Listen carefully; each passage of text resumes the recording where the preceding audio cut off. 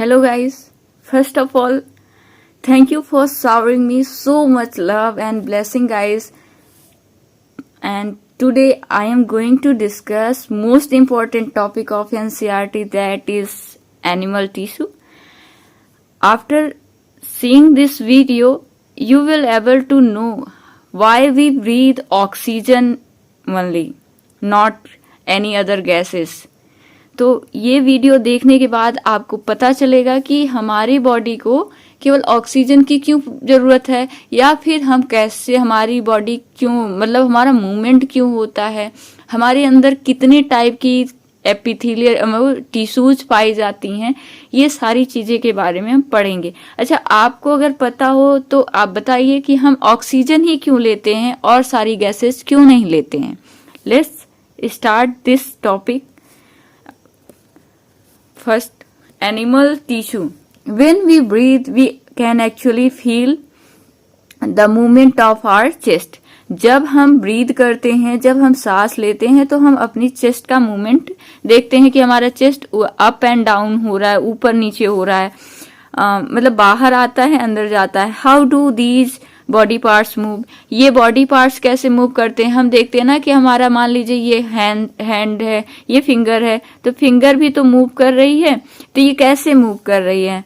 इसके लिए एक स्पेशल तरह का सेल होता है जो इनको मूव करने में हेल्प करता है। उस सेल को हम क्या कहते हैं? Muscle cells. For this we have specialised cells called muscle cells. इसके लिए एक स्पेशलाइज्ड सेल होता है जिसे मसल सेल्स कहते हैं। The contraction and relaxation of these cells result in movement. इन सेल्स में कॉन्ट्रैक्शन और रिलैक्सेशन जो होता है, ये सेल्स कॉन्ट्रैक्ट और रिलैक्स होती हैं, इस वजह से इसमें क्या होता है? मूवमेंट होता है। मान लीजिए हमारी बॉडी मसल सेल्स जो होती हैं उसमें दो फाइबर्स होते हैं, जिसे एक को एक्टिन कहते हैं और एक को मायोसिन कहते हैं। तो ये तो अपनी पोजीशन पे रहता है। ये जो फाइब्रिल्स होते हैं ये आपस में ऐसे पास पास आ जाते हैं जिसे हम कॉन्ट्रैक्शन कहते हैं। जब ये पास पास आते हैं तो ये इतना यहाँ तक मान लीजिए आ जाते हैं, तो इस वजह से कॉन्ट्रैक्शन होता है। फिर ये जब अपनी पोजीशन रीगेन कर लेते हैं तो रिलैक्सेशन, उस पोजीशन को रिलैक्सेशन कहते हैं। मान लीजिए जब हम अपने फिंगर्स को ऐसे फोल्ड कर रहे हैं तो ये हमारी मसल्स जो हो रही हैं वो क्या हो रही हैं? कॉन्ट्रैक्ट हो रही हैं। उसके बाद जब हम अपनी फिंगर को ओपन कर रहे हैं तो ये हमारी फिर से रिलैक्स हो गई मसल्स। तो let's during breathing we inhale oxygen. Breathing के दौरान हम ऑक्सीजन को इनहेल करते हैं, केवल हम ऑक्सीजन लेते हैं। ऐसा क्यों करते हैं बताइए? और सारी गैसेस भी तो हैं, क्यों हम ऑक्सीजन लेते हैं? बहुत ज्यादा मात्रा में नाइट्रोजन पाया जाता है, तो हम नाइट्रोजन क्यों नहीं लेते, ओनली ऑक्सीजन क्यों लेते हैं? वेयर डज दिस ऑक्सीजन गो? और ये ऑक्सीजन कहाँ जाता है? जो ऑक्सीजन हमने अपने बॉडी इनहेल किया, वो ऑक्सीजन आखिर कहाँ गया?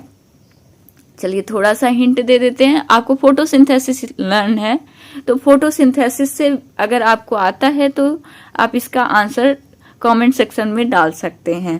It is absorbed in the lungs and then is transported to all body cells through bloods.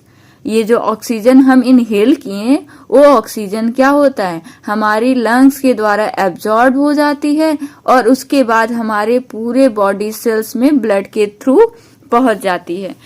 थोड़ा सा हम इसका डायग्राम बनाने की कोशिश करते हैं, देखते हैं। ये देखिए, हमने पहले से एक डायग्राम बना रखा है, इससे आपको समझाने की कोशिश कर रहे हैं। ये हमारा नोज है, नोज को हम राइनो भी कहते हैं। यहाँ से हमारी एटमॉस्फेरिक एयर एंटर होती है। ये ट्रैकिया है जिसे विंड पाइप भी कहते हैं। इस विंड पाइप के दो पार्ट होते हैं, जो दोनों पार्ट होते हैं जिसे ब्रोंकस कहते हैं, ये दोनों लंग्स में एंटर हो जाते हैं। ये ब्रोंकस फिर से और सारे इसके पार्ट्स निकलते हैं जिसे ब्रोंक्यूल्स कहते हैं। ऐसे प्राइमरी, सेकेंडरी, टर्सरी ब्रोंक्यूल्स। इसके बाद ये जो टर्मिनल ब्रोंक्यूल होता है उसमें एक बलून लाइक स्ट्रक्चर होता है, सैक होता है, जिसे हम एल्वोलाई कहते हैं। तो जब हम ऑक्सीजन को इनहेल करते हैं तो ये ऑक्सीजन ऐसे ट्रैकिया के थ्रू होते हुए हमारे एल्वोलाई में आता है। एल्वोलाई कहाँ है? लंग्स के अंदर है। तो इस एल्वोलाई में आता है ये ब्लड कैपिलरी है जिसे एल्वोलर कैपिलरी कहते हैं। इसमें इसका डिफ्यूजन हो जाता है। उसके बाद यहाँ पे ब्लड कैपिलरीज में जो कार्बन डाइऑक्साइड गैस होती हैं इस एल्वोलाई में जाती हैं और एल्वोलाई के थ्रू जिस रास्ते से ऑक्सीजन आया है सेम उसी पाथ से ये कार्बन डाइऑक्साइड गैस बाहर हो जाती हैं। Now look at this. Why would cells need oxygen? Cells को ऑक्सीजन की ही क्यों जरूरत पड़ती है और सारी गैसेस की जरूरत क्यों नहीं पड़ती है?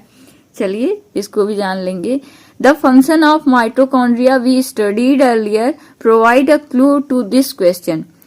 आपने जो सेल चैप्टर पढ़ा है उस सेल चैप्टर में माइटोकॉन्ड्रिया के बारे में पढ़ा है। तो माइटोकॉन्ड्रिया का अगर आपने काम पढ़ा है तो इस क्वेश्चन का क्लू आपको वहां से मिल सकता है। Blood flows and carries various substance from one parts of body to other.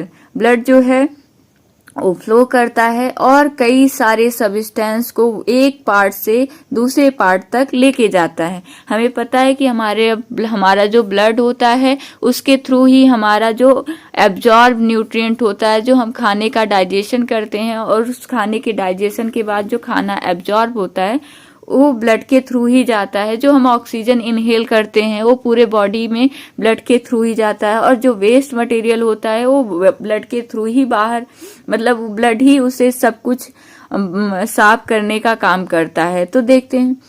For example it carries oxygen and food to all cells. Blood जो है ऑक्सीजन और हर सेल्स के पास ऑक्सीजन और फूड लेकर के जाता है। It also collects waste from all parts of body and carries them to liver and kidney for disposal. ये जो है ब्लड जो है वो वेस्ट को भी हमारे बॉडी से कलेक्ट करता है। जैसे कि हमने देखा है कि यूरिया जो है हमारी किडनी उसे फिल्टर करके यूरिन के थ्रू बाहर निकाल देती है। तो ये ब्लड ही लेकर के जाता है जो कि हमारी किडनी तक पहुंचाता है। तो इट कलेक्ट्स वेस्ट, ये हमारे बॉडी से वेस्ट को कलेक्ट करता है from all parts of body, body के हर हिस्से से कलेक्ट करता है और उन्हें लीवर और किडनी तक पहुंचाता है डिस्पोजल करने के लिए, बाहर निकालने के लिए। Blood and muscles are both examples of tissue found in our body. Blood और मसल्स, रक्त और मांसपेशी, ये दोनों टिश्यू के उदाहरण है हमारे शरीर में। ये दोनों टिश्यू के उदाहरण है। हमें पता है कि टिश्यू जो है सेल्स का ग्रुप होता है, वो उन सेल्स का ग्रुप होता है जो सिमिलर फंक्शन परफॉर्म करती हैं। नाउ अगर हम जानते होंगे, थोड़ा सा आपको आइडिया होगा, तो ब्लड होता है कनेक्टिव टिश्यू और मसल्स होता है muscular tissue. On the basis of the function they perform we can think of different types of animal tissue such as epithelial tissue, connective tissue, muscular tissue and nervous tissue. जिस तरह से ये काम करते हैं इस हिसाब से, इस बेसिस पे हमने टिश्यूज को 4 पार्ट में डिवाइड किया है। कितने पार्ट्स में? 4। एनिमल टिश्यू को 4 पार्ट में डिवाइड किया गया है। और अगर आपको पुराना याद होगा तो हमने देखा था कि जो प्लांट टिश्यू होते हैं उनको कितने पार्ट में डिवाइड किया गया था? सिंपल एंड कंपाउंड टिश्यू में। सिंपल और कंपाउंड टिश्यू तो परमानेंट टिश्यू थे, लेकिन अगर हमें याद होगा तो उनके बेसिस डिवीजन के बेसिस पे कि वो डिवाइडिंग सेल हैं या नहीं डिवाइडेड हैं, इस बेसिस पे हमने टिश्यूज को 2 पार्ट में डिवाइड किया था, जिसे एक को कहते थे कि मेरिस्मेटिक टिश्यू और एक को कहते थे परमानेंट टिश्यू। चलिए थोड़ा सा हम इसका नोट्स भी बनाते हुए चलते हैं। तो एनिमल टिश्यू, इस एनिमल टिश्यू को हमने कितने पार्ट में डिवाइड किया है? 4 पार्ट में। पहला है epithelial tissue. Epithelial, AP means होता है अपॉन, थीलिया मीन्स होता है लेयर। Epithelial tissue. सेकंड है कनेक्टिव टिश्यू। कनेक्टिव टिश्यू यानी कनेक्टिव वर्ड से आपको कुछ कनेक्ट जैसा लग रहा है, तो ये कनेक्टिव टिश्यू पूरे बॉडी सेल्स को, बॉडी पार्ट्स को कनेक्ट करने का काम करेंगे। फिर है मस्कुलर टिश्यू, ये मसल्स की बनी होती हैं। Muscular tissue. इसके बाद अगर हम देखें तो ये क्या है? फोर्थ क्या है, नर्वस टिश्यू। अब हम इसके बाद देखते हैं, blood is type of connective tissue and muscles form muscular tissue. Blood जो है वो कनेक्टिव टिश्यू का टाइप है और मसल्स जो है मस्कुलर टिश्यू बनाता है। Epithelial tissue, now we are going to discuss about epithelial tissue. Epi means होता है अपॉन, थीलिया मीन्स होता है लेयर। तो ऐसी टिश्यू जो हमारी मतलब ऊपर की परत को, ऊपरी लेयर को या इंटरनल कवरिंग को प्रोटेक्टिव टिश्यू इसे प्रोटेक्टिव टिश्यू भी कहते हैं, ये कवरिंग टिश्यू भी कही जाती है, यानी ये लेयर फॉर्म करती है। तो चलिए इसके बारे में समझते हैं। The covering or protective tissue in the animal body are epithelial tissue. Covering tissue या प्रोटेक्टिव टिश्यू जो हमारी जो एनिमल बॉडी में होती है वो एपिथेलियल टिश्यू होती है। Epithelium cover most organ and cavities with in the body. Epithelium जो है वो ज्यादातर ऑर्गन को कवर करती है और हमारी बॉडी में जो कैविटी होती हैं, जो खाली जगह होती हैं, उनको भी कवर करती हैं। It also form a barrier to keep different body system separate. ये जो है हमारे बॉडी सिस्टम को सेपरेट रखने के लिए, अलग करने के लिए एक बैरियर का भी काम करती हैं, मतलब ये रोकने का भी काम करती हैं। कैसे देखते हैं। The skin, the lining of mouth, हमारे माउथ की जो लाइनिंग है जिसे स्किन हमारी जो स्किन है, हमारी त्वचा, हमारी मुंह की लाइनिंग। उसके बाद लाइनिंग ऑफ ब्लड वेसल्स यानी खून की नलियों की जो लाइनिंग है। लंग्स एल्वलाई, लंग्स की जो एल्वलाई है, अभी हमने ये जो स्ट्रक्चर देखा था इसमें ये रहा एल्वलाई, आपको दिख रहा होगा, ये एल्वलाई है। तो लंग्स की एल्वलाई। उसके बाद हम बात करते हैं किडनी ट्यूब्यूल्स यानी किडनी में कई पार्ट, अगर हम किडनी देखें तो किडनी हमारी पीछे की तरफ होती है, यहाँ पे ये 2 किडनियां होती हैं, ठीक। इसमें जो है किडनी में 2 पार्ट्स होते हैं, एक कॉर्टेक्स रीजन होता है बाहरी वाला और एक मेडुला रीजन होता है। यहाँ पे कई सारे पिरामिड्स पाए जाते हैं जो कि आप आगे पढ़ेंगे, ठीक। और यहाँ पे इस पिरामिड्स के अंदर ही क्या पाए जाते हैं, नेफ्रॉन पाए जाते हैं। इस नेफ्रॉन के कई सारे पार्ट होते हैं जिसे पीसीटी, डीसीटी और ये सब कहते हैं। तो इनके अंदर भी किसकी लाइनिंग होती है, एपिथेलियल टिश्यू की लाइनिंग होती है। all are all made up of epithelial tissue. Epithelial tissue cells are tightly packed and form a continuous sheet. Epithelial tissue की जो सेल्स होती हैं वो टाइटली पैक्ड होती हैं, ठीक, और एक तरह से पूरी कंटिन्यूअस शीट बनाती हैं।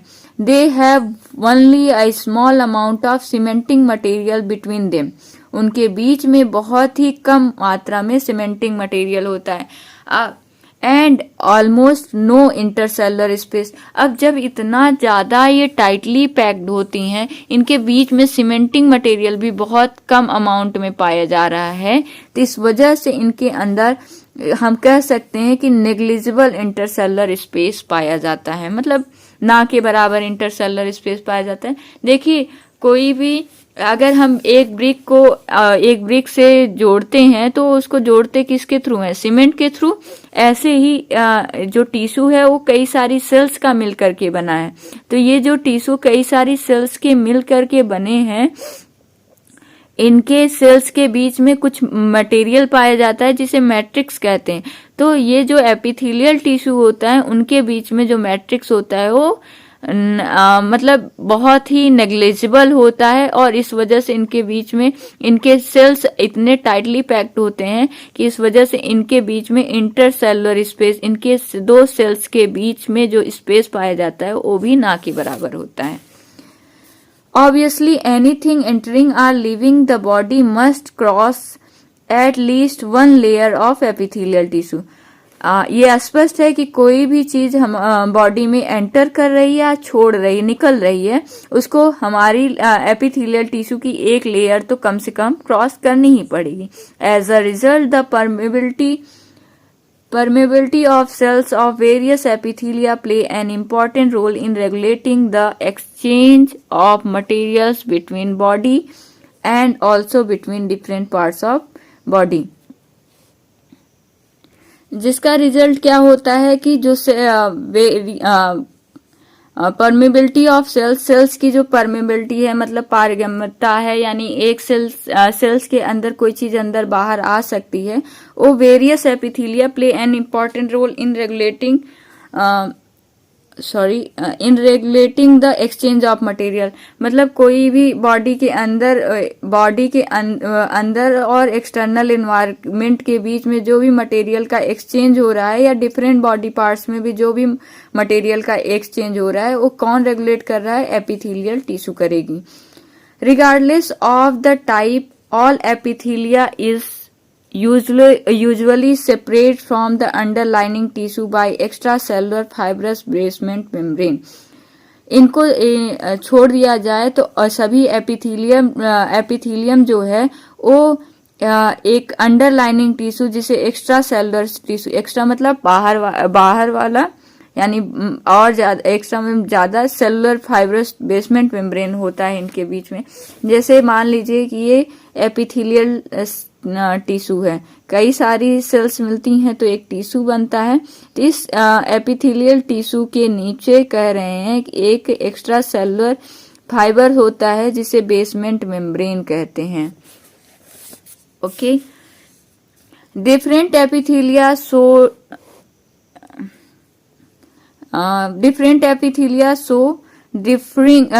differing structure that correlate with their unique function. अलग अलग एपिथेलिया फिगर 6.9 में दिया गया है, अभी हम देखते हैं उसको. वो अलग उनका स्ट्रक्चर जो है अलग अलग है और ये अलग अलग स्ट्रक्चर उनके यूनिक फंक्शन के अकॉर्डिंग है. For example, in the cell lining, blood vessels are lung alveoli, where transportation of substance occur through a selectively permeable substance. उदाहरण के लिए जो ब्लड वेसल्स की लाइनिंग होती है, मतलब ब्लड वेसल्स, ये मान लीजिए हमारी ब्लड वेसल्स हैं, ठीक. ये ब्लड वेसल्स के अंदर ये पाइप है, तो इस पाइप के अंदर की जो लाइनिंग है, ये लाइनिंग की बात कर रही है, ये पाइप के अंदर का जो स्पेस है या फिर जो एल्वलाई है उसके अंदर क्या होता है? ट्रांसपोर्टेशन होता है सेलेक्टिव सब्सटेंस का. तो हमारी जो एपिथेलियल टिश्यू होती है वो परमिएबल होती है, मतलब उसे एक्सचेंज होने देती है इन सब्सटेंस का. ये देखिए स्क्वैमस टिश्यू है. इस एपिथेलियल टिश्यू के 3 टाइप हैं. ये पहला है स्क्वैमस एपिथेलियल टिश्यू, दूसरा है क्यूबाइडल एपिथेलियल टिश्यू और तीसरा है कॉलम्नार एपिथेलियल टिश्यू. ये कॉलम्नार एपिथेलियल टिश्यू में सिलिया पाए जाते हैं, जिसके लिए इसे सिलिएटेड एपिथेलियल टिश्यू भी कहते हैं. उसके बाद अगर हम देखें तो ये एपिथेलियल टिश्यू भी 2 टाइप के होते हैं, simple epithelial tissue and compound epithelial tissue. जो सिंपल एपिथेलियल टिश्यू है वो 3 टाइप के हैं. कौन कौन से? स्क्वैमस, क्यूबाइडल और कॉलम्नार. स्क्वैमस जो टिश्यू होते हैं इसके बारे में अभी हम डिस्कस करेंगे. उसके बाद अगर हम देखें तो ये लिखा है stratified squamous, stratified squamous tissue, और एक होता है ट्रांजिशनल एपिथेलियल टिश्यू. तो थोड़ा सा इसके बारे में हम ऐसे ओवरव्यू लेते हैं, उसके बाद आगे पढ़ते हैं. ये है कैरेक्टर्स ऑफ एपिथेलियल टिश्यू. इसके बारे में बस थोड़ा सा ओवरव्यू लेंगे, फिर उसके बाद हम तुरंत एनसीईआरटी को रिकैप करेंगे, क्योंकि एनसीईआरटी ही इसमें मेन मेरा पर्पज है कि इसको एक्सप्लेन करना. तो देखिए ये एपिथेलियल टिश्यू की सेल्स हैं, ये फ्लैट सेल्स होती हैं. ये जो सेल्स हैं ये बेसमेंट मेम्ब्रेन के ऊपर लाई कर रही हैं और ये सेल्स एक दूसरे से कॉम्पैक्टली पैक्ड हैं, ठीक. इनमें कोई भी ब्लड सप्लाई नहीं होती इन टिश्यूज में, इनमें केवल नर्व सप्लाई होती. तो ये बेसमेंट मेम्ब्रेन है, आप ये देख रहे हैं बेसमेंट मेम्ब्रेन जो होता है वो ग्लाइकोप्रोटीन और म्यूकोपॉलीसैकेराइड का बना होता है। इसके बारे में आपको अगर नॉलेज नहीं है तो टेंशन ना लीजिए।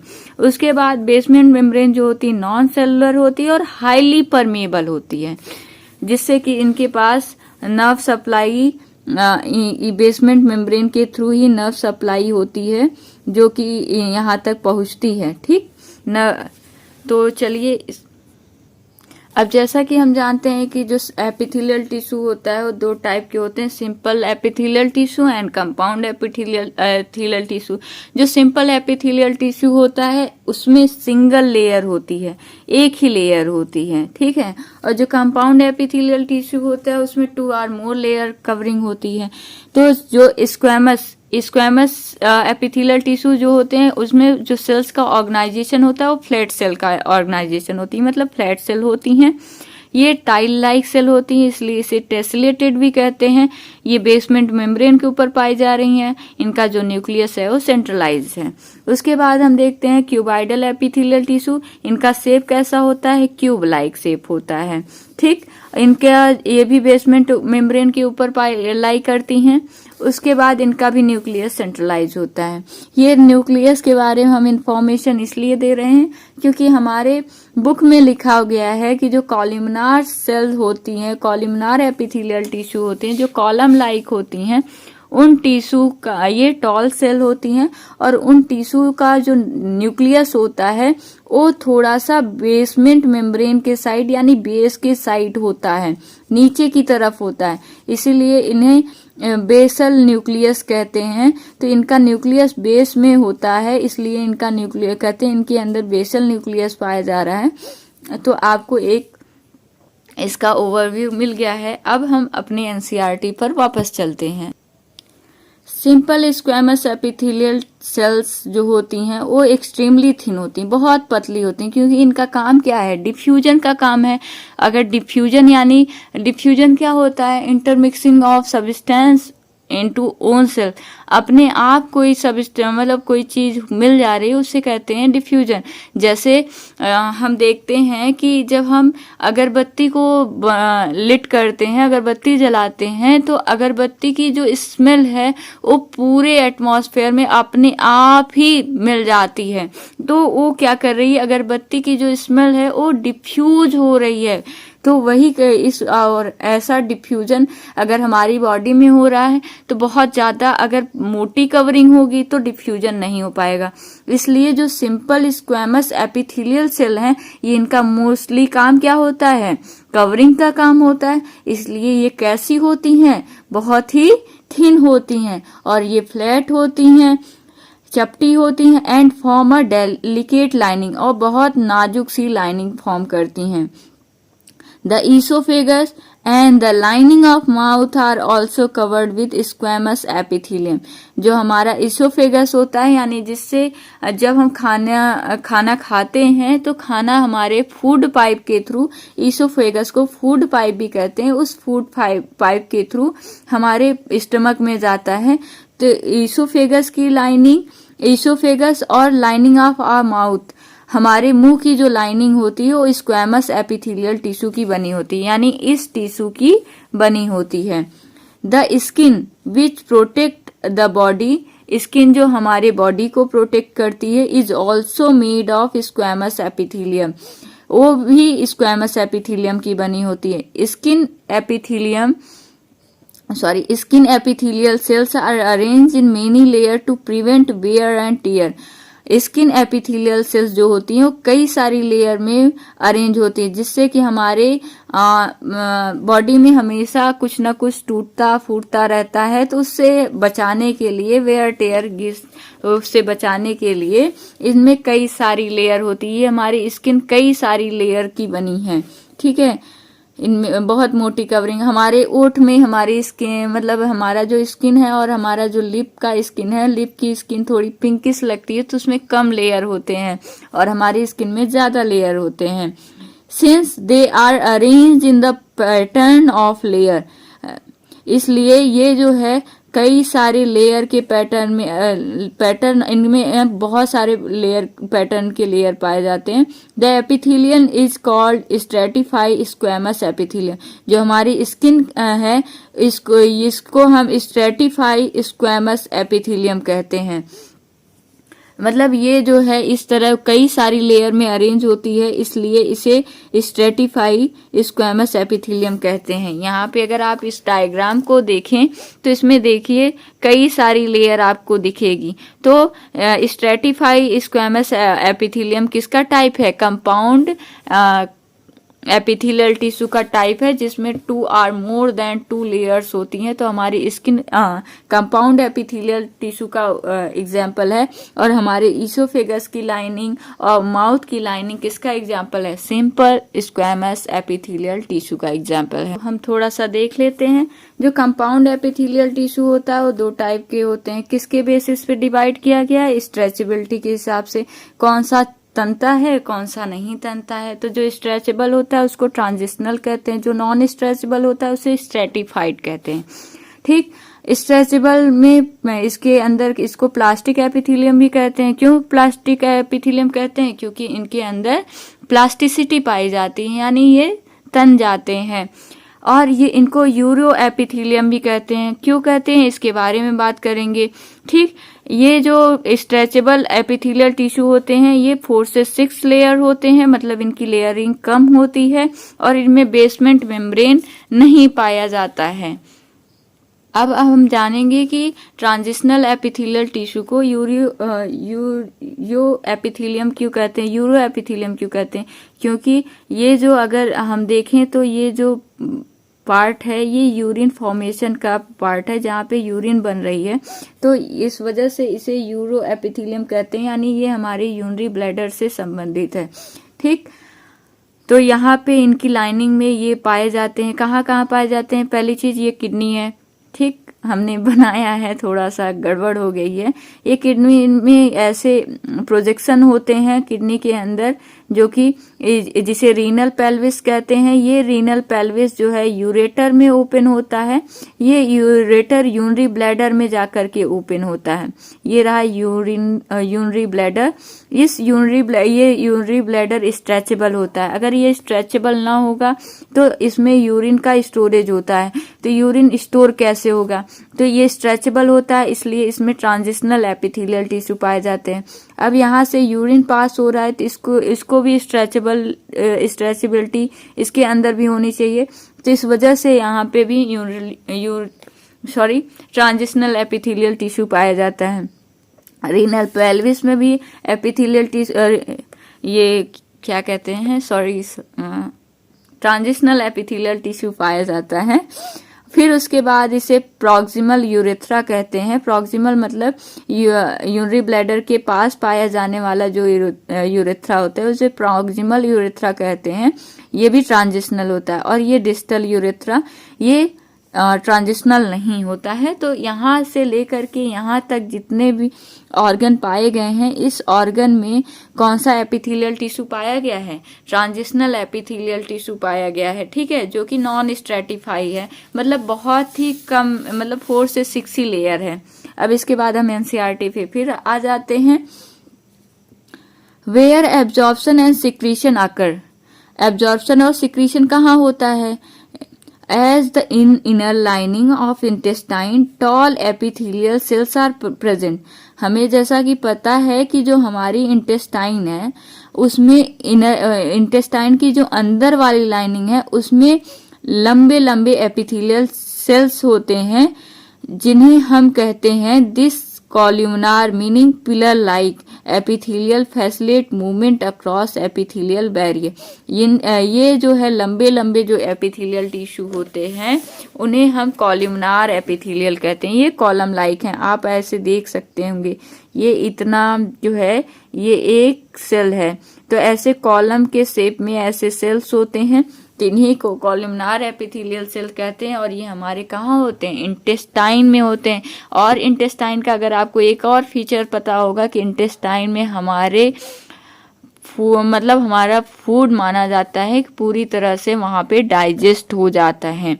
Complete digestion takes place in our small intestine. तो यहाँ स्मॉल इंटेस्टाइन में कौन सी सेल्स पाई जाती हैं? कॉलमनार एपिथेलियल सेल पाई जाती हैं, जो कैसी होती हैं? पिलर लाइक होती हैं। ये क्या करती हैं?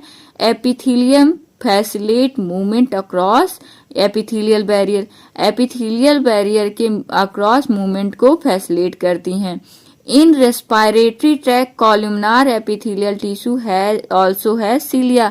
हमारे रेस्पिरेटरी ट्रैक में, जैसा कि हमने ट्रैकिया पढ़ा, ब्रोंकस पढ़ा था, फिगर देखा, तो उसमें भी कॉलमनार एपिथेलियल सेल पाई जाती हैं जिनमें सीलिया प्रेजेंट होता है। सीलिया क्या होता है? हेयर लाइक स्ट्रक्चर होता है, आउटग्रोथ होता है, जिसे हम सीलिया कहते हैं। यहाँ पे दिया है which are hair like projection on outer surface of epithelial cell. Epithelial cell के ऊपर जो है हेयर लाइक सेल्स होती हैं, वो उसे सिलिएटेड कॉलमनार एपिथेलियम कहते हैं, जो कि रेस्पिरेटरी ट्रैक में पाया जाता है। These cilia can move and their movement pushes the mucus forward to clear it. ये cilia मूव करते हैं और इनकी cilia की मूवमेंट की वजह से जो हमारे रेस्पिरेटरी ट्रैक में म्यूकस होता है, जो अंदर वाली हमारे रेस्पिरेटरी सिस्टम की जो अंदर वाली सेल हैं जो म्यूकस रिलीज करती हैं, वो म्यूकस आगे की तरफ पुश होती हैं और जिससे कि वो साफ हो जाता है। This type of epithelium is दस सिलिएटेड कॉलमनार एपिथेलियम। इस तरह की एपिथेलियम को जो कॉलम लाइक एपिथेलिया है, जिसके ऊपर सीलिया पाए जाते हैं, जो हमारे रेस्पिरेटरी ट्रैक में पाई जाती हैं, उनके कॉलमनार सेल हैं, कॉलमनार एपिथेलियल सेल हैं और उनके ऊपर सीलिया पाई जा रही है, इसलिए इनको क्या कहते हैं?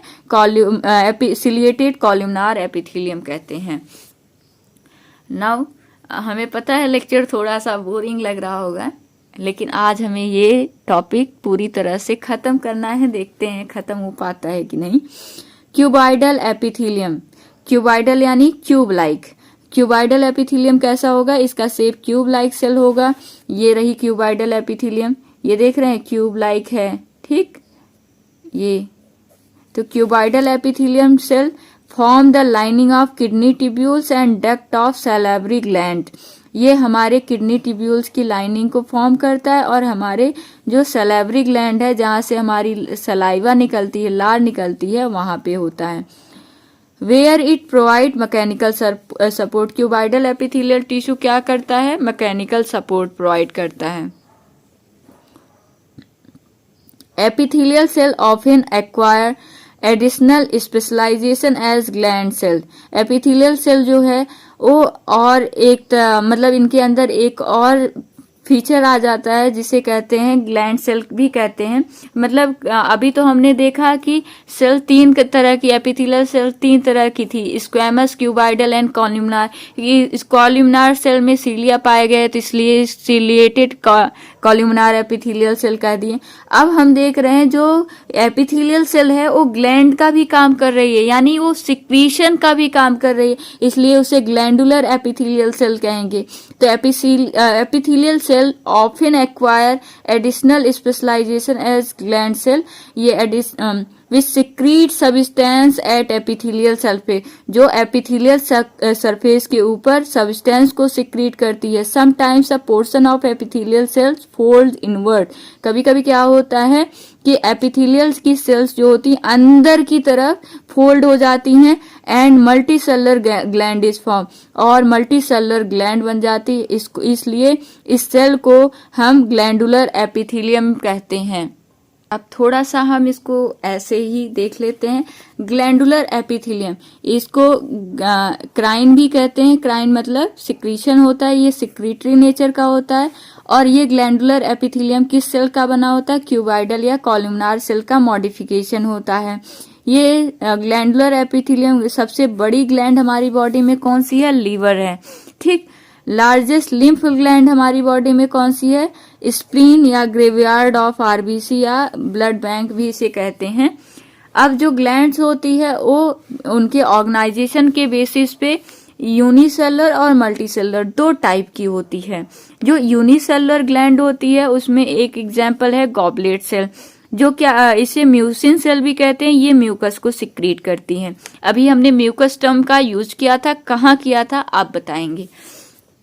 ठीक, मल्टी सेलुलर ग्लैंड जो होती है वो सिक्रीशन, बेसिस ऑफ सिक्रीशन, ये सिक्रीशन के बेसिस पे दो टाइप की होती हैं, एक्सोक्राइन और एंडोक्राइन ग्लैंड। जो एक्सो मतलब बाहर, क्राइन मतलब सिक्रीशन, जो बाहर सिक्रीशन करती हैं उन्हें एक्सोक्राइन ग्लैंड करते हैं। मतलब इनके अंदर कोई डक्ट नहीं होती है, ये डक्ट के बाहर, मतलब इनका कोई अपना डक्ट नहीं होता है, ये वैसे ब्लड के थ्रू ही अपना सिक्रीशन करती हैं। और एक होती है एंडोक्राइन ग्लैंड, जिसे हम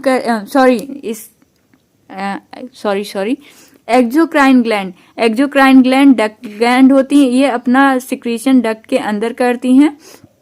और एंडोक्राइन ग्लैंड डक्टलेस ग्लैंड होती हैं, जो कि अपना डक्टलेस ग्लैंड होती हैं, इनके पास अपना डक्ट नहीं होता, ये ब्लड वेसल्स के थ्रू अपने हार्मोन को या अपने सिक्रीशन को सिक्रीट करती हैं। ठीक, एक बार हम रिकैप करते हैं कि हमारा, अभी हमने एनिमल टिश्यू के बारे में पढ़ा। एनिमल टिश्यू का पहला टाइप पढ़ा, वो पहला टाइप क्या था, एपिथेलियल टिश्यू। एपिथेलियल टिश्यू क्या करता है, कवरिंग करता है, और क्या करता है, और ये प्रोटेक्शन का काम करता है। एपिथेलियल टिश्यू अगर हम बोलें तो कितने टाइप का होता है, सिंपल और कंपाउंड। सिंपल और कंपाउंड में सिंपल टिश्यू कितने टाइप के होते हैं, 3 टाइप के होते हैं। कौन कौन से, स्क्वैमस, क्यूबाइडल और कॉलुमनार। स्क्वैमस और क्यूबाइडल और कॉलुमनार सेल में मॉडिफिकेशन हो जाता है, जो कि सिक्रीशन का काम करता है, इसलिए उसे ग्लैंडुलर एपिथेलियम कहते हैं। हमने ये भी देखा जो कॉलुमनार सेल होती हैं उनमें सीलिया पाया जाता है, इसलिए उसे सिलिएटेड कॉलुमनार एपिथेलियल सेल कहते हैं। ये सिलिएटेड कॉलुमनार एपिथेलियल सेल कहाँ पाई जाती है, हमारी रेस्पिरेटरी ट्रैक में। ठीक, और ये स्क्वैमस एपिथेलियल सेल कैसी होती हैं, फ्लैट लाइक होती हैं। क्यूबाइडल एपिथेलियल सेल कैसी होती हैं, क्यूब लाइक होती हैं। कॉलुमनार एपिथेलियल सेल कैसी होती हैं, कॉलम लाइक होती हैं। और एक पॉइंट और याद रखना है, कॉलुमनार एपिथेलियल सेल का न्यूक्लियस कहाँ होता है, तो बेस में होता है। ये सारी जो एपिथेलियल सेल होती हैं किसके ऊपर लाई करती हैं, बेसमेंट मेम्ब्रेन के ऊपर लाई करती हैं। अब हम कनेक्टिव टिश्यू के बारे में स्टडी करते हैं। कनेक्टिव टिश्यू यानी ये कनेक्ट करने का काम करेंगे। Blood is a type of connective tissue. Blood एक तरह का कनेक्टिव टिश्यू का टाइप है। Why would it be called connective tissue, इसे हम कनेक्टिव टिश्यू क्यों कहते हैं। A clue is provided in the introduction of this chapter. इस चैप्टर के इंट्रोडक्शन में इसका क्लू दिया गया है। अगर आपने पढ़ा होगा तो पता होगा। चलिए आप पढ़ के बताइएगा हमें। कुछ चीजें हम इसलिए कह देते हैं जिससे आपका इंटरेस्ट बना रहे। Now let us look at this type of tissue in some more detail. आइए इस टिश्यू के बारे में और डिटेल में हम देखते हैं।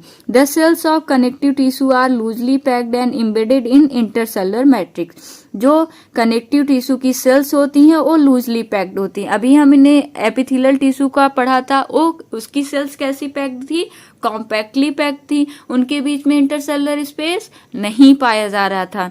लेकिन इसमें क्या है, ये लूजली पैक्ड हैं और ये किसमें एम्बेडेड होती हैं, किसमें धसी होती हैं, इंटरसेलुलर मैट्रिक्स में। द मैट्रिक्स में बी जेली लाइक, फ्लूइड या डेंस और रिजिड। ये जो मैट्रिक्स होती हैं वो जेली लाइक हो सकती हैं, फ्लूइड होती हैं या डेंस या रिजिड होती हैं।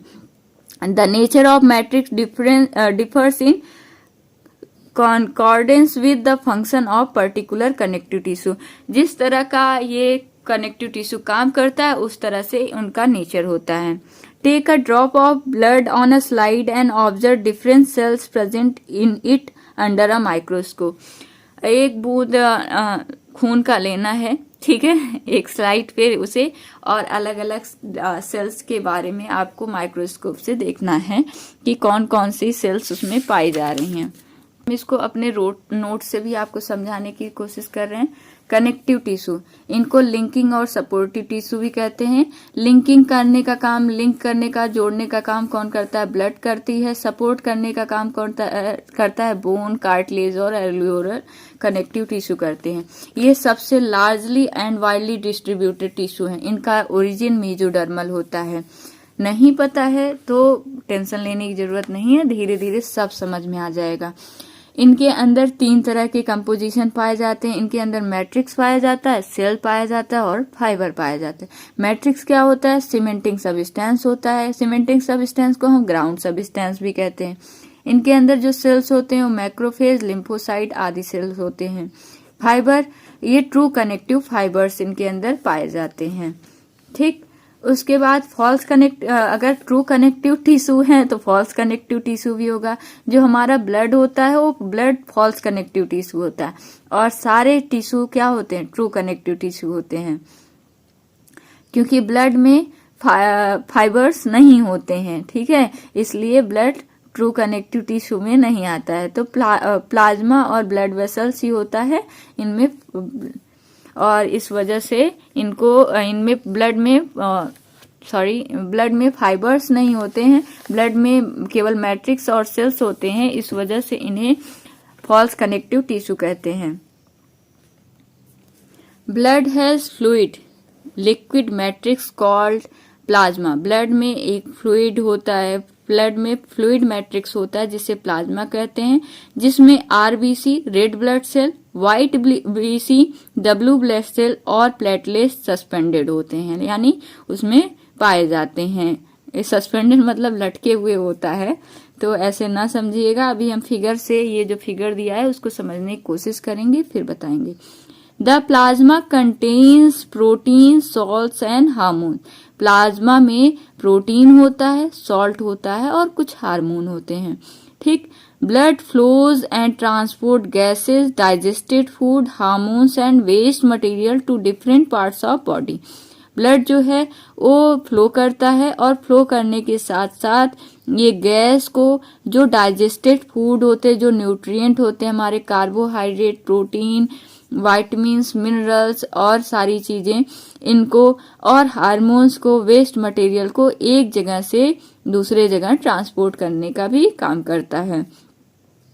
फिर उसके बाद हम देखते हैं बोन। बोन जो है दूसरा connective tissue, another connective tissue का एग्जाम्पल है। It form the framework that supports the body. Bone जो है एक तरह से फ्रेम बनाता है जिसकी वजह से हमारी बॉडी को सपोर्ट मिलता है। It also anchor the muscles and support the main organ of the body. ये जो हमारी मसल्स से भी एंकर करता है और हमारे पूरे मेन ऑर्गन को सपोर्ट करता है। अच्छा, आप ये बताइएगा कि हमारी जो बोन्स होती है वो मसल से जुड़ी होती हैं और किस की मदद से जुड़ी होती हैं, या हमारा जो बोन है वो बोन से किसकी मदद से जुड़ा होता है। It is a strong and non flexible tissue. What would be the advantage of these properties for our bones. ये जो हमारा बोन होता है स्ट्रांग होता है और नॉन फ्लेक्सिबल होता है। ये बताइए कि इसका फायदा क्या है। ठीक है, जो हमारी बोन्स है वो स्ट्रांग होती है, मजबूत होती है और नॉन फ्लेक्सिबल होती है, मुड़ती उड़ती नहीं है। Bone cells are embedded in the hard matrix. Bone cell की जो सेल्स होती हैं वो हार्ड मैट्रिक्स में एम्बेडेड होती हैं, यानी धसी होती हैं। That is composed of calcium and phosphorus compound. जो इसकी मैट्रिक्स होती है, बोन्स की जो मैट्रिक्स होती है वो कैल्शियम और फास्फोरस की कंपाउंड की बनी होती है। ठीक, two bones can be connected to each other by another type of connective tissue called ligament. तो आपको आंसर मिल गया होगा। इसको हम डिटेल में देखते हैं। टू बोन्स, दो बोन्स एक दूसरे से एक और दूसरे टाइप के कनेक्टिव टिश्यू द्वारा जुड़ी होती हैं, जिन्हें हम लिगामेंट कहते हैं। क्या, what we call this? Ligament. Ligament आपको टर्म याद करना है कि लिगामेंट क्या होता है, बोन को बोन से कनेक्ट करता है। अभी हमने पढ़ा कि बोन जो होता है नॉन फ्लेक्सिबल होता है, लेकिन जो लिगामेंट होता है, 1 सेकेंड, हियर इट इज, जो लिगामेंट होता है वो इलास्टिक होता है। This tissue is very elastic, it has considerable strength. इसके पास कंसिडरेबल काफी स्ट्रेंथ होती है। Ligament contains very little matrix, ligament में बहुत कम मैट्रिक्स होता है। और अब हमारे दूसरे क्वेश्चन का आंसर मिलने वाला है कि बोन को मसल से कौन कनेक्ट करता है, तो बोन को मसल से टेंडन कनेक्ट करता है। कौन कनेक्ट करता है? Tendon. Tendon connects muscles to bone and are another type of connective tissue. Tendon जो होती है हमारी बोन्स को मसल से कनेक्ट करती है, जो कि हमारे दूसरी टाइप की कनेक्टिव टिश्यू है। अभी एक बार हम इसे कॉपी से फिर से समराइज करेंगे।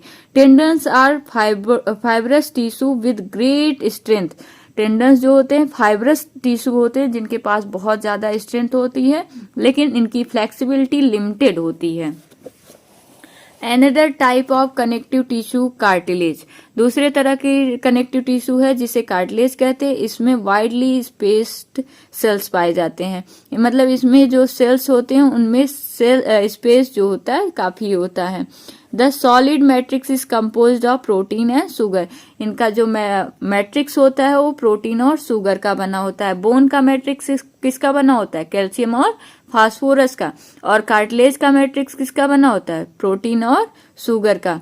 Cartilage is smooth in bones surface at joint and it also present in the nose, year, trachea and larynx.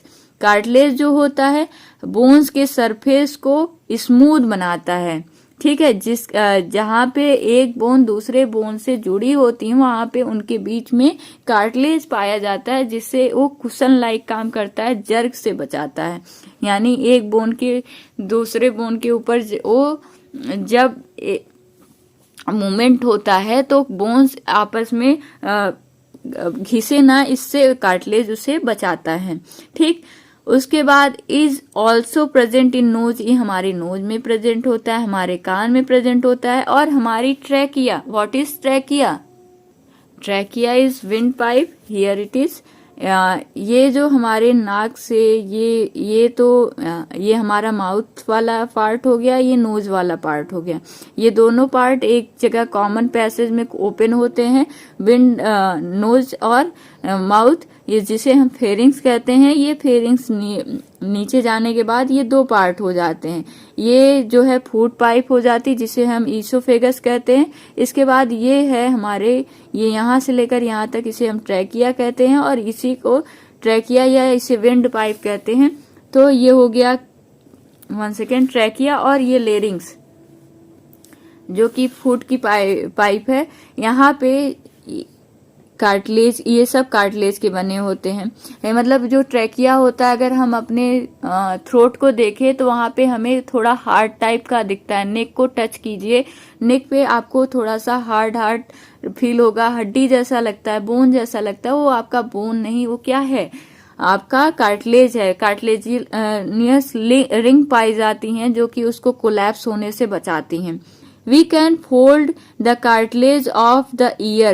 हम ईयर के कार्टिलेज को फोल्ड कर सकते हैं, लेकिन we can not bend the bones in our arms। लेकिन हम अपनी आर्म्स की बोन्स को बेंड नहीं कर सकते। अगर हम यहाँ पे देखें तो इसको अगर हम चाहें कि ये हमारे हाथ की जो बोन्स है वो बेंड हो जाए, तो हमारे हाथ की बोन्स बेंड नहीं होंगी, ठीक। जहां पे ज्वाइंट होगा केवल वहीं पे बेंड होती हैं, जहां ज्वाइंट नहीं वहां पे बेंड नहीं होंगी। अगर आप चाहें तो आपको लग रहा हो तो आप यहाँ से अगर बेंड करके दिखा दें तो समझ जाएंगे कि हाँ बोन बेंड हो सकती है। यहाँ बीच बीच में से नहीं बेंड होंगी, ठीक। जहां पे कार्टिलेज होगा, कार्टिलेज फ्लेक्सिबल होता है, बेंड हो जाता है। Think of how the tissues are different. सोचिए think of how the two tissues are different. दो टिश्यू कितने डिफरेंट हैं, सोचिए।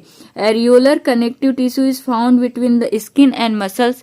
एरियोलर कनेक्टिव टिश्यू स्किन और मसल्स के बीच में पाई जाती हैं। Around blood vessels and nerves and in bone marrow. ये bone marrow, nerves, blood vessels, nerves के बीच में पाई जाती हैं। कौन सी tissue? Areolar connective tissue. It fills the spaces inside organ, support internal organ and helps in repair of tissue. ये ऑर्गन के बीच में, ऑर्गन के इनसाइड स्पेस में it fills space inside organ, organ के अंदर जो स्पेस पाया जाता है उसमें एरियोलर कनेक्टिव टिश्यू फिल्स होती हैं। ये हमारे इंटरनल ऑर्गन को सपोर्ट करती हैं और टिश्यू को रिपेयर करने में भी मदद करती हैं। अब उसके बाद where are fats stored in our body, हमारे बॉडी में जो फैट होते हैं वो कहाँ स्टोर होते हैं? Fat storing adipose tissue is found below the skin and between internal organ, हमारे बॉडी में जो हमारा फैट होता है वो एडिपोज टिश्यू में स्टोर होता है, ठीक है, जो कि हमारे स्किन के नीचे होता है और हमारे इंटरनल ऑर्गन के बीच में होता है। अच्छा ये बताइए, स्किन के नीचे होता है, समझ में आता है क्यों होता है स्किन के नीचे? जिससे कि हमें ज्यादा, 1 सेकेंड, आपको ये दिखा नहीं होगा, फिर से देखते हैं। Where are fat stored in our body, हमारे बॉडी में फैट्स कहाँ स्टोर होते हैं? Fat storing adipose tissue is found below the skin and between internal organ, fat storing adipose tissue जो होती, फैट स्टोरिंग जो टिश्यू होती है उन्हें एडिपोज टिश्यू कहते हैं। ये हमारे स्किन के बीच नीचे पाई जाती हैं और हमारे इंटरनल ऑर्गन के बीच में पाई जाती हैं। अच्छा, स्किन के नीचे ये इसलिए पाई जाती हैं, क्यों पाई जाती हैं? जिससे कि हमारे बॉडी का हीट लॉस ना हो, ठीक। इंटरनल ऑर्गन के बीच में इसलिए पाई जाती हैं कि इंटरनल ऑर्गन जो होते हैं बहुत डेलिकेट टाइप के होते हैं, तो उनको एक तरह से प्रोटेक्टिव कवरिंग देने के लिए पाई जाती हैं, जिससे उनको जर्क ना लगे, शॉक ना लगे। The cells of this tissue are filled with fat globules, इन सेल्स की इन टिश्यू की जो सेल्स होती हैं उनमें फैट ग्लोब्यूल्स पाए जाते हैं।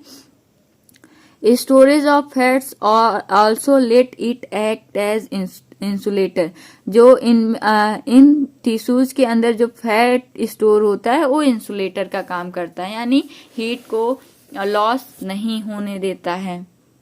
अब हम देख लेते हैं, जो कनेक्टिव टिश्यू होते हैं 2 टाइप के होते हैं, प्रॉपर कनेक्टिव टिश्यू और specialised connective tissue. Proper connective tissue 2 types के होते हैं, loose connective tissue and dense connective tissue. जो लूज कनेक्टिव टिश्यू होते हैं वो 2 टाइप के होते हैं एरियोलर कनेक्टिव टिश्यू और adipose connective tissue. Areolar connective tissue के बारे में आपने इस पैराग्राफ में पढ़ा था। एरियोलर कनेक्टिव टिश्यू जो होते हैं, 1 second, I will explain it. Areolar connective tissue skin और मसल्स के बीच में पाए जाते हैं, ब्लड वेसल्स और नर्व के अराउंड पाए जाते हैं और बोन मैरो में पाए जाते हैं, ठीक। एडिपोज कनेक्टिव टिश्यू जो होते हैं वो 2 टाइप के होते हैं, व्हाइट एडिपोज और ब्राउन एडिपोज, ठीक। एडिपोज कनेक्टिव टिश्यू में कौन सा सेल्स होता है? एडिपोज सेल, जिसमें क्या होते हैं? फैट ग्लोब्यूल्स होते हैं। क्या करते हैं? इंसुलेटर का काम करते हैं। डेंस कनेक्टिव टिश्यू 2 टाइप के होते हैं, रेगुलर डेंस कनेक्टिव टिश्यू और इरेगुलर कनेक्टिव टिश्यू। इसको बस ऐसे ही रिकैप करवा रहे हैं। फिर उसके बाद specialised connective tissue again divided into 2 parts, fluid connective tissue and skeletal connective tissue. ये जो फ्लूइड कनेक्टिव टिश्यू होता है इसे फॉल्स कनेक्टिव टिश्यू भी कहते हैं, जिसमें एक आता है ब्लड। क्यों फॉल्स कनेक्टिव टिश्यू कहते हैं? क्योंकि इसमें क्या नहीं पाया जाता है? फाइबर्स नहीं पाए जाते हैं। फिर इसके बाद हम देखते हैं बोन और स्केलेटल कनेक्टिव टिश्यू में बोन और कार्टिलेज आता है। बोन में मैट्रिक्स किसका बना होता है? कैल्शियम और फास्फोरस का। और कार्टिलेज में मैट्रिक्स किसका बना होता है? आप कमेंट में आंसर दीजिएगा इसका। तो प्रोटीन और फाइबर का बना होता है। Now areolar connective tissue, areolar मतलब स्पॉन्जी कनेक्टिव टिश्यू, यानी ये एरिया, स्पेस या ग्राउंड पार्ट होता है। तो इसका कंपोजिशन क्या होता है? मैट्रिक्स या सॉफ्ट टिश्यू भी कहते हैं। ये इसको हाइलुरोनिक एसिड भी कहते हैं, ठीक है, इसका जो मैट्रिक्स होता है। फिर इसमें कौन कौन सी सेल्स पाई जाती हैं? तो फाइब्रोब्लास्ट, मैक्रोफेज और मास्ट सेल्स ज्यादा नंबर में होते हैं। इनमें फाइबर जो होते हैं, कोलेजन फाइबर ज्यादा मात्रा में पाए जाते हैं, ठीक। Reticular fibres absent in areolar connective tissue, reticular fibre absent होते हैं एरियोलर कनेक्टिव टिश्यू में। फिर आता है एडिपोज कनेक्टिव टिश्यू या फैट कनेक्टिव टिश्यू, जिसे इंसुलेटर कनेक्टिव टिश्यू भी कहते हैं। इसमें एडिपोसाइट सेल्स होती हैं जो कि फैट को स्टोर करती हैं। Adipose connective tissue shock absorber connective tissue भी कहते हैं। ये मैकेनिकल सपोर्ट का फंक्शन परफॉर्म करता है। Unit of adipose connective tissue क्या है? Adipocyte. Types of adipose connective tissue दो तरह के होते हैं, व्हाइट एडिपोज फैट और brown adipose connective fat. White adipose fat में अगर आप देखेंगे जो साइटोप्लाज्म होता है वो पेरिफेरल टाइप का होता है और इसमें सिंगल फैट ग्लोब्यूल्स पाए जाते हैं, ठीक। और इनका जो न्यूक्लियस होता है इनमें फैट ग्लोब्यूल्स बड़े होते हैं, इस वजह से इनका न्यूक्लियस पेरिफेरल टाइप मतलब मेम्ब्रेन के तरफ हो जाता है, इस वजह से इसे पेरिफेरल न्यूक्लियस पाया जाता है। इनमें बहुत कम नंबर में माइटोकॉन्ड्रिया पाए जाते हैं, ठीक, यानी इसमें एटीपी कम बनती है। फिर उसके बाद है इसमें सेंट्रलाइज न्यूक्लियस पाया जाता है। इनमें जो वो फैट ग्लोब्यूल्स होते हैं वो मल्टीलॉक्यूलर होते हैं, यानी कई सारे फैट ग्लोब्यूल्स पाए जाते हैं, छोटे छोटे होते हैं। इनमें माइटोकॉन्ड्रिया ज्यादा होते हैं, इनमें क्रोमेटोफोर भी पाया जाता है। फिर हम देख लेते हैं स्पेशलाइज कनेक्टिव टिश्यू, जिसमें दो टाइप था, फ्लूइड कनेक्टिव टिश्यू और स्केलेटल कनेक्टिव टिश्यू। अब जो हम जो मस्कुलर टिश्यू और नर्वस टिश्यू बना है उसको अगले वीडियो में पढ़ेंगे, लेकिन इसको हम सोच रहे हैं जल्दी जल्दी रिकैप करवा दें आपका। तो फ्लूइड कनेक्टिव टिश्यू में ब्लड पाया जाता है। ब्लड की स्टडी को हिमेटोलॉजी कहते हैं। हीम मतलब होता है ब्लड और लॉजी मतलब स्टडी, तो study of blood is called haematology. Skeletal connective tissue दो टाइप के हैं, कार्टिलेज एंड बोन। कार्टिलेज की स्टडी को कॉन्ड्रियोलॉजी कहते हैं, ठीक, और बोन की स्टडी को ऑस्टियोलॉजी कहते हैं। अगर हम ऐसे ही इसके 3-4 कैरेक्टर हैं उसके बारे में रिकैप कर लेते हैं। जो कार्टिलेज होता है, कार्टिलेज की स्टडी को कॉन्ड्रोलॉजी कहते हैं और बोन से रिलेटेड शब्द ऑस्टियो शब्द होता है। कॉन्ड्रो मतलब होता है कार्टिलेज और ऑस्टियो मतलब बोन, तो osteology study of bone, chondrology study of cartilage. जो कार्टिलेज की यूनिट होती है वो होती है कॉन्ड्रोसाइट और बोन की यूनिट क्या होती है? ऑस्टियोसाइट। ये मैच्योर सेल्स होती हैं। इनमें स्टेम सेल जो होती हैं कॉन्ड्रोब्लास्ट और ओस्टियोब्लास्ट। कार्टिलेज की स्टेम सेल का नाम कॉन्ड्रोब्लास्ट और बोन की स्टेम सेल के नाम ऑस्टियोब्लास्ट। फिर हम देखते हैं कि ब्लड सप्लाई जो होता है कार्टिलेज में एब्सेंट होता है, लेकिन बोन में ब्लड सप्लाई पाई जाती है। अब हवर्सियन सिस्टम या ऑन इसे कहते हैं, कार्टिलेज में एब्सेंट होता है। ये हवर्सियन सिस्टम क्या है?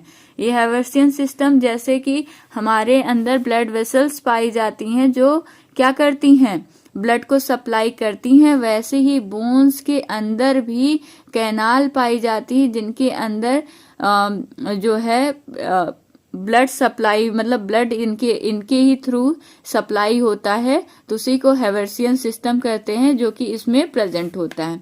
ओल्कमास कैनाल्स जो होती हैं वो हवर्सियन सिस्टम को एक दूसरे से कनेक्ट करने का काम करती हैं, जो कि कार्टिलेज और बोन, कार्टिलेज में एब्सेंट होती हैं और बोन में प्रेजेंट होती है। जिसमें ब्लड सप्लाई होगा उसी में तो हवर्सियन सिस्टम पाई जाएगी, क्योंकि हवर्सियन सिस्टम ही तो क्या कर रही है? ब्लड सप्लाई करने में हेल्प कर रही है।